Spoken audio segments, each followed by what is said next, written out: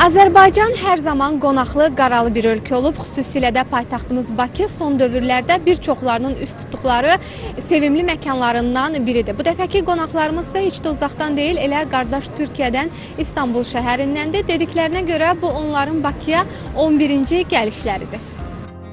Bakı onların sevimli məkanlarıdır. Artıq bir neçə ildir ki, ölkəmizlə əməkdaşlıq edən bu insanlar Türkiyə mediasının nümayəndələridir.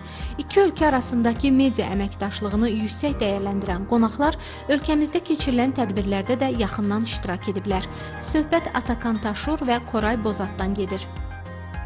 Bu benim Azerbaycan'a bir 10-11 defa gelmem oluyor. Hem iş münasebeti hem seyahat hem turizmle alakalı gezilerimiz oluyor burada. Aynı zamanda iş birlikteliklerimiz var. Türkiye ile Azerbaycan arasında danışmanlıklar yapıyoruz. Medya ilişkilerimizi yapıyoruz. Türkiye'den Azerbaycan'a, Azerbaycan'dan Türkiye'ye gelmek isteyen yatırımcıları bir arada buluşturuyoruz ve onlara iş fırsatları sunuyoruz. Türk dünyasına dəyər qatan mühüm insanları bir araya gətirən incəsənət, siyasət, cəmiyyət və iş dünyasının ən yaxşılarının layiq görüldüyü Qızıl Elma mükafatlandırma mərasimi də məhz Atakan Taşur və Koray Bozat'ın təşkilatçılığı ilə keçirilir. Tədbirin əsas məqsədi dildə, fikirdə, işdə birlik anlayışını Türk dünyasında daimi hala gətirməkdir. Noyabr ayında İstanbulda 8-incisi keçiriləcək mükafatlandırma mərasiminə Bakıdan da qonaqlar qatılacaq.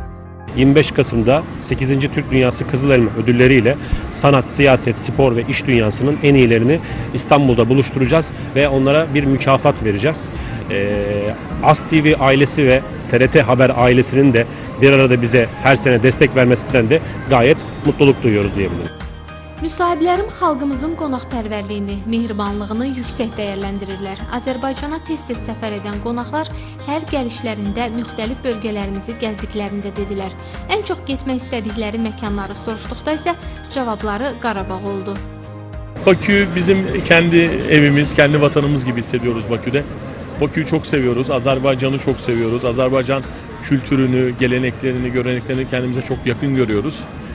Onun için çok başka bir sevgimiz var buraya. Buraya geldiğimizde genelde Bakü'de olduk ama en çok hayalimiz hala gidemediğimiz maalesef azat edilmiş topraklara çok gitmek istiyoruz. İşte Karabağ, Laçın, Şuşa oralara muhakkak gitmek istiyoruz. Oralara özel bir programla muhakkak gideceğiz. Onlar hər gəlişlərində Bakıdan xoş təəssüratlarla ayrılırlar. Bu dəfə isə müsahiblərimi ən çox valeh edən xalqımızın Qarabağın azadlığının, yəni Zəfər gününün 5 illiyinə həvəslə hazırlaşmasıdır. Günlar İlqar qızı, Emin Tağıyev, Telesəhər.